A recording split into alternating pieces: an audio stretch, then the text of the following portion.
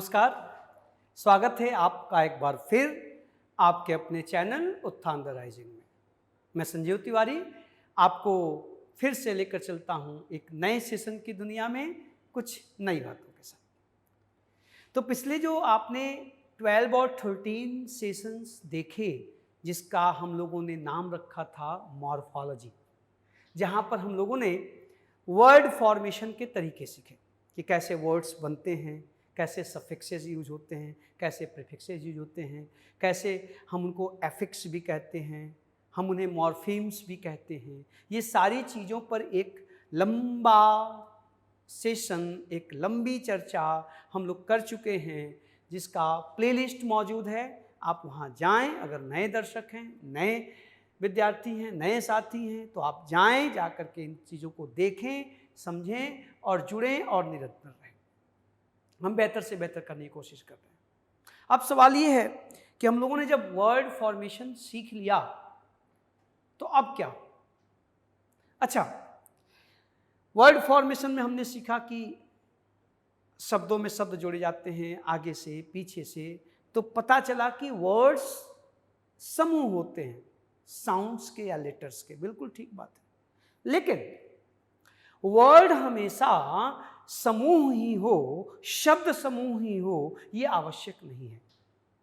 तो जरा सा हम लोग आगे की कहानी की ओर लेके चलें। अब शब्द बनाना सीख गए तो शब्दों के प्रयोग, शब्दों की कैटेगरी, शब्दों का क्या कहते हैं निर्माण, सेंटेंसेस आदि आदि की बात होनी चाहिए।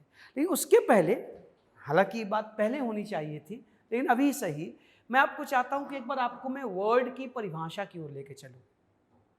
थोड़ा अटपटा है कि हमने शब्द बनाना सीख लिया और अब शब्द की परिभाषा की बात कर रहे हैं। वो जरूरी है आगे की बातों को समझने के लिए। अब वर्ड बनाना हम लोग सीख गए, तो कोई आपसे कहे कि वर्ड है क्या, तो टेक्निकली बचपन से आपको एक बात बताई गई है कि शब्द अक्षरों का समूह है, साउंड्स का समूह है, जिसका अर्थ होता है, बड़ी सिंपल सी भाषा में समझाई जाती है कि अक्षरों के सार्थक मेल को शब्द कहते हैं। बिल्कुल ठीक है, बिल्कुल ठीक है। लेकिन ये परिभाषा अपने आप में पूरी नहीं है, अधूरी है। हमें इसको पूरा कैसे करें? तो जरा आइए पहले मैं आपको वर्ड की परिभाषा लिखता हूं, जरा इसको ध्यान दीजिए और आज के बाद शब्द को डिफाइन करते समय इस बात का ध्यान रखिएगा। तो वर्ड की परिभाषा मिलती है कि अ single unit of language which can be spoken or written। एक चीज छूट गई इसमें, एक चीज छूट गई, रुक जाइए, परिभाषा को ठीक करिए वरना मजा नहीं आएगा। रुके, मैं इसको ठीक करता हूं। A single unit of language which means something, ये बहुत इंपॉर्टेंट है। सबसे महत्वपूर्ण हिस्सा शब्द में ये है, विच मीन्स समथिंग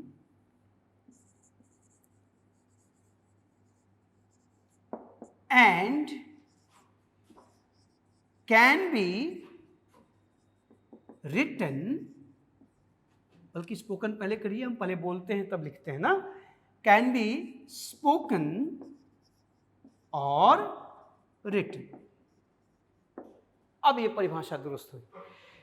शब्द, वर्ड की परिभाषा, ये डेफिनेशन कंप्लीट है कि a single unit of language which means something and can be spoken और रिटन। भाषा की वह एकल इकाई, वह सबसे छोटी इकाई जिसका कोई ना कोई अर्थ होता है और जिसे हम बोल और लिख सकते हैं, उसे शब्द कहा जाता है। अब इस परिभाषा से क्या साबित हो रही है? इससे ये बात साबित हो रही है कि शब्द हमेशा अक्षरों का समूह नहीं होता साहब। यह अकेला एक साउंड भी हो सकता है, लेटर भी हो सकता है। जैसे मैं कहूं कि A is greater than B, आप देखें जरा, तो यहाँ पर क्या ए आपको एक लेटर समझ में आ रहा है? क्या एक लेटर है? बिल्कुल नहीं।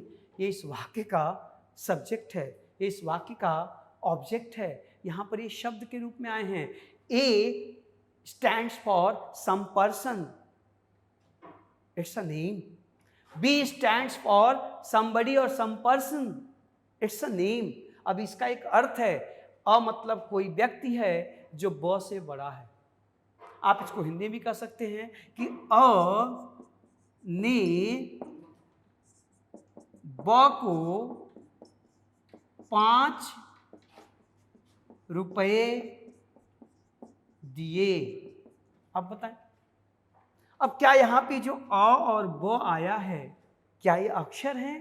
बिल्कुल नहीं, यहां पर ये शब्द हैं, क्योंकि इनका एक अर्थ है। ये किसी व्यक्ति विशेष की नाम की ओर इशारा कर रहे हैं। आप अ की जगह यहाँ पे राम लिख दीजिए, ब की जगह पर श्याम लिख दीजिए, ए की जगह पर एंटनी लिख दीजिए, बी की जगह पर बॉब लिख दीजिए, तो सेम हो गया कि नहीं हो गया? तो फिर ये कहना कि शब्द अक्षरों का समूह है, ये अधूरी बात है, पूरी बात नहीं है।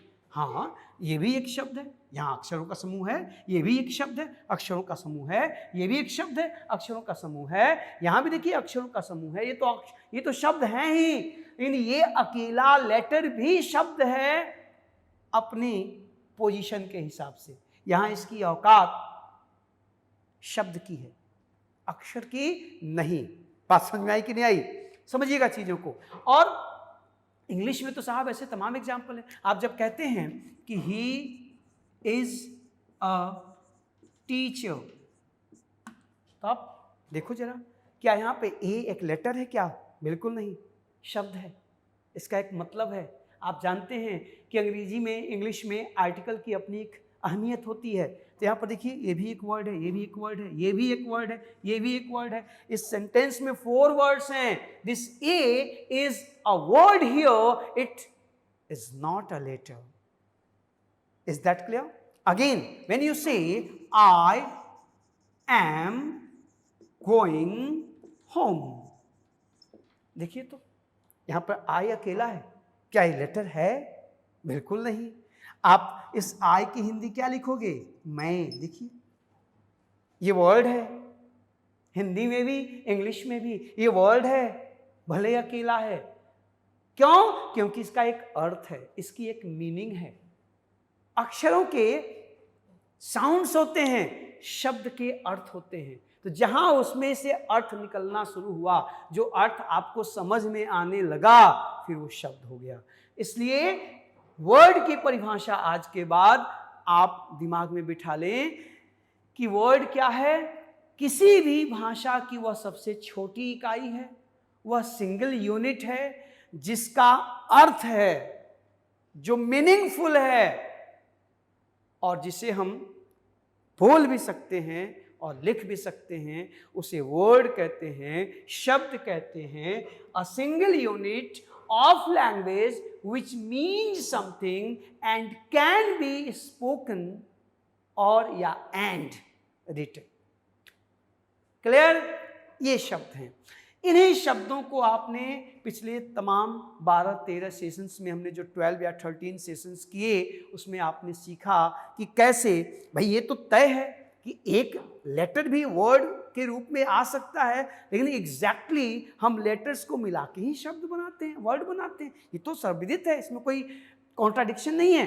बस मैं ये बताना चाह रहा था कि सिर्फ शब्दों के समूह को ही शब्द नहीं, अक्षरों के समूह को ही शब्द नहीं, हम एक अक्षर को भी शब्द के रूप में प्रयोग कर सकते हैं। एग्जाम्पल आपके सामने है। क्लियर? अभी जो वर्ड्स हैं, हम लोग सेंटेंसेस की ओर जाएं उसके पहले वर्ड्स पे कुछ और भी काम करने हैं। अभी जो वर्ड्स हैं, इन वर्ड्स को अलग अलग समूहों में, कैटेगरीज में डिफाइन किया गया, कैटेगराइज किया गया, बांटा गया। जरा हम लोग उस पर भी काम कर लें। शब्दों को जब ठीक से पहचानने लगोगे आप ना, तो भाषा आसान होती चली जाएगी। तो आप सोच रहे होंगे कि शब्द बनाना सीख गए, एफिक्सेस सीख गए, सफिक्सेस सीख गए, प्रीफिक्सेस सीख गए, वर्ड्स को जोड़ना सीख गए, अब क्या शब्द से बात अब वाक्य की ओर जाएगी, बिल्कुल जाएगी, लेकिन अभी नहीं, अभी बहुत सी चीज़ें बाकी हैं, अभी इम्तहान और भी हैं इसके। आइए जरा देखते हैं उन इम्तहानों को। देखिए जरा, इसको आप संभाल लीजिएगा अपने हिसाब से परिभाषा को, चीज़ों को, और मैं आशा करता हूं कि मेरी बात आप तक पहुंच गई होगी कि शब्द केवल अक्षरों का समूह नहीं है, ये अकेला अक्षर भी हो सकता है। उदाहरण आपके सामने है, आगे चला जाए, देखिएगा जरा।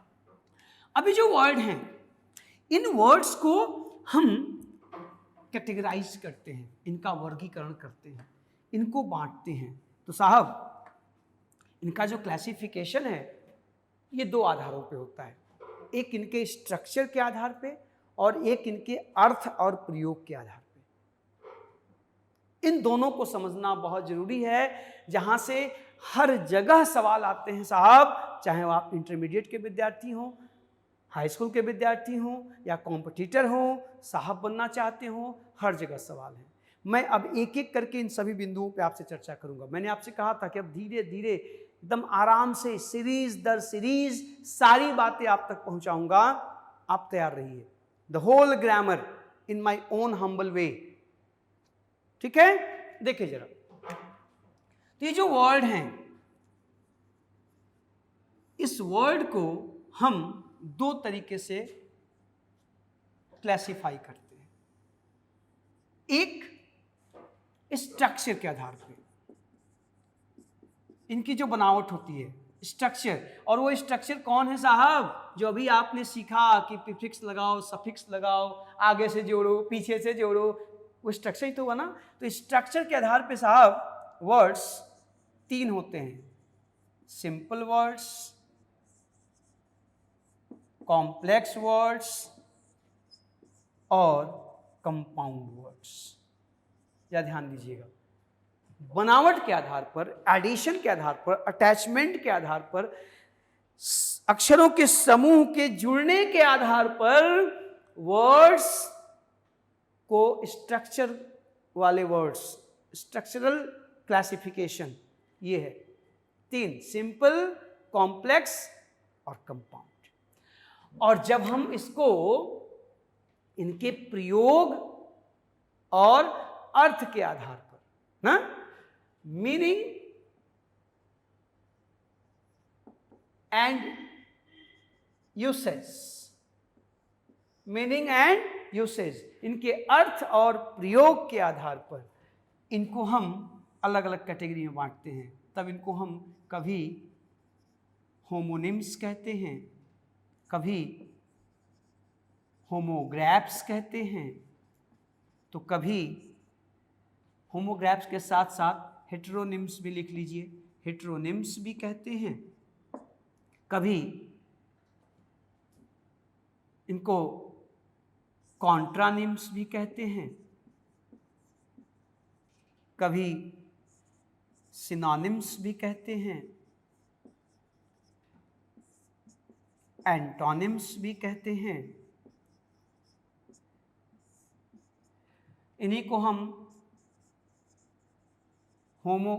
एक काम करते हैं, ये कॉन्ट्रानिम्स, सिनोनिम्स, एंटोनिम्स को हम अलग एक साथ देख लेंगे। पहले इस सीरीज को देख लें, मैं इसको साफ कर रहा हूँ, हटा रहा हूँ, क्योंकि बीच में ये आकर के डिस्टर्ब कर देंगे। पहले हम लोग होमोनिम्स, होमोग्रैफ्स, होमोफोन्स को देख लें, तो फिर उसी क्रम में हम लोग एंटोनिम्स, सिनोनिम्स को अलग तरीके से देखेंगे कि वहाँ से सवाल हम कैसे करते हैं, आप कैसे प्रैक्टिस करेंगे, चीज़ें करेंगे। मैं कोशिश में हूँ कि थोड़ा सा और चीज़ें बेहतर हों, जैसी बेहतर होंगी तो आपको क्या बेहतर होता है वो दिखने लगेगा, तब इनकी प्रैक्टिस करने में हमें आसानी होगी, है ना। तो एक काम करता हूँ, मैं इसको भी मैं यहाँ से हटाता हूँ, इसको लास्ट में लेके चलता हूँ एक साथ इकट्ठे। तो होमोग्रैफ्स या हेटेरोनिम्स कहते हैं हम, कभी इनको होमोफोन्स कहते हैं, कभी इनको हम पैरोनिम्स भी कहते हैं, ठीक है। और यही शब्द कभी पैलिंड्रोम भी होते हैं, कभी ये पैनग्राम भी होते हैं, पैलिंड्रोम्स, पैनग्राम्स, और इसी क्रम में ये सिनोनिम्स भी होते हैं, एंटोनिम्स भी होते हैं,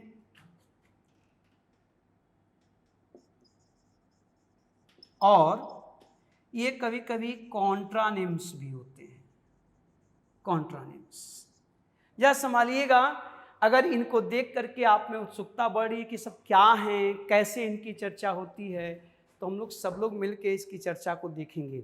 तो हम वर्ड का फॉर्मेशन तो देख लिए, अब वर्ड के क्लासिफिकेशन की ओर चले। तो सिर्फ सेंटेंस ही सिंपल, कंपाउंड, कॉम्प्लेक्स नहीं होते दोस्त, वर्ड्स भी होते हैं स्ट्रक्चर के आधार पे। जो स्ट्रक्चर मैंने पिछले सेशंस में आपको बताए हैं, प्लीज आप नए साथी हैं, अभी अभी जुड़ रहे हैं तो प्लेलिस्ट में जाएं, मॉर्फोलॉजी का प्लेलिस्ट टिक करें, आपको वहाँ पे 10-12 वीडियोस मिलेंगी जहाँ मैंने वर्ड फॉर्मेशन की चर्चा की है। वर्ड फॉर्मेशन को पढ़ने के बाद शब्द बनाना सीख गए, हम लोगों ने उसको डिफाइन भी कर लिया, वर्ड की समझ विकसित कर ली।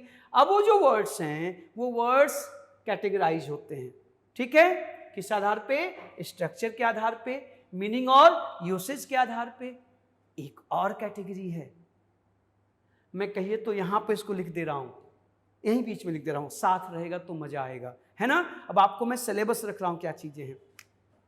जो वर्ड हैं, इन वर्ड को इनकी पार्ट्स ऑफ स्पीच के हिसाब से भी तो देखते हैं साहब। सब कुछ शब्द ही तो है, शब्द से ही वाक्य बनते हैं। कभी कभी एक अकेला शब्द ही वाक्य हो जाता है, रुको, जाओ, खाओ, बैठो, ना, हाँ, क्यों, कैसे, कब, अच्छा, नहीं, क्या बात है, सब वाक्य है। लेकिन आप बोल तो केवल शब्द रहे हैं ना। तो इसलिए शब्दों की दुनिया को ठीक से समझे। शब्द को ब्रह्म कहा गया, शब्द ही सब कुछ करते हैं। तो शब्द जानोगे तभी वाक्यों का निर्माण सीख पाओगे आप।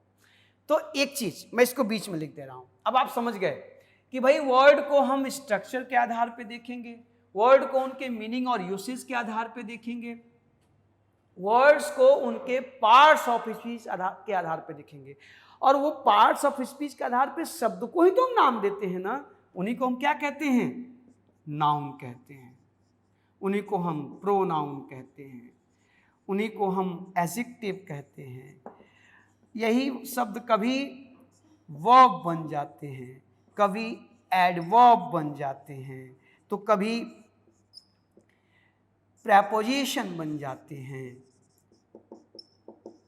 तो कभी कंजंक्शन बन जाते हैं, और कभी इंटरजेक्शन बन जाते हैं। ये 8 दीदी बहनें, ठीक है।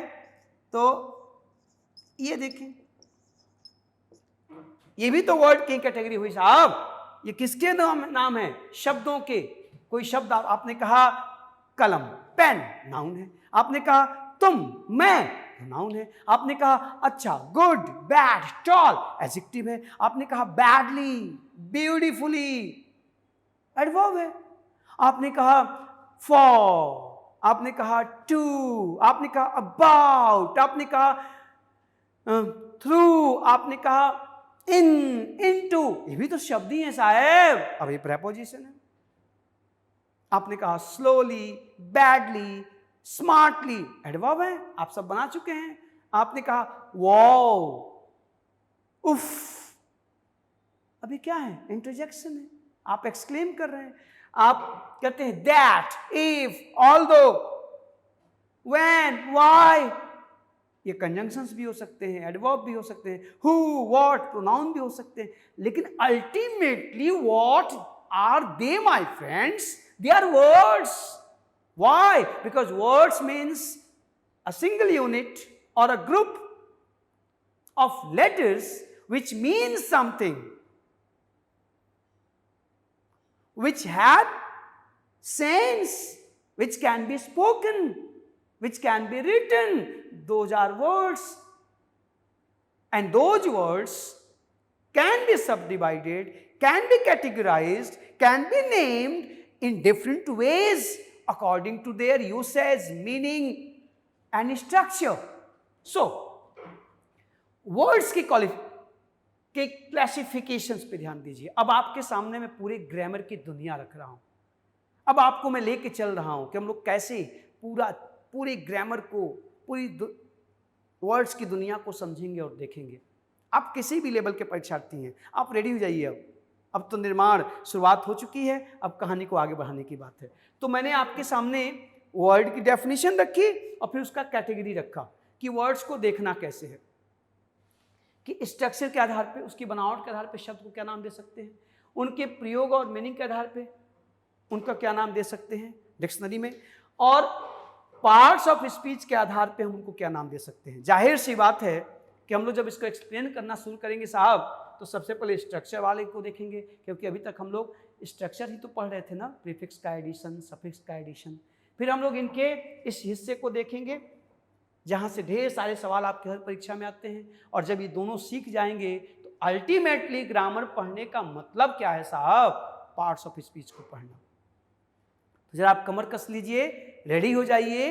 इस सेशन में एग्जैक्टली मैंने आपके सामने एक प्लान रखा है, एक सिलेबस रखा है, एक चीज रखी है। अब आपके अंदर अगर ये बेचैनी हो रही होगी कि सर सिंपल सेंटेंस तो सुने थे, सिंपल वर्ड कैसे डिफाइन होगा, कॉम्प्लेक्स सेंटेंस तो सुने हैं, कॉम्प्लेक्स वर्ड कैसे डिफाइन करेंगे, कंपाउंड वर्ड फिर भी आप सुने होंगे, इस पर आपने शायद काम किया हो, और ये सब चीजें भी आपके लिए नई नहीं है। बस मैं अपने तरीके से आपको ये बातें पहुंचाऊंगा।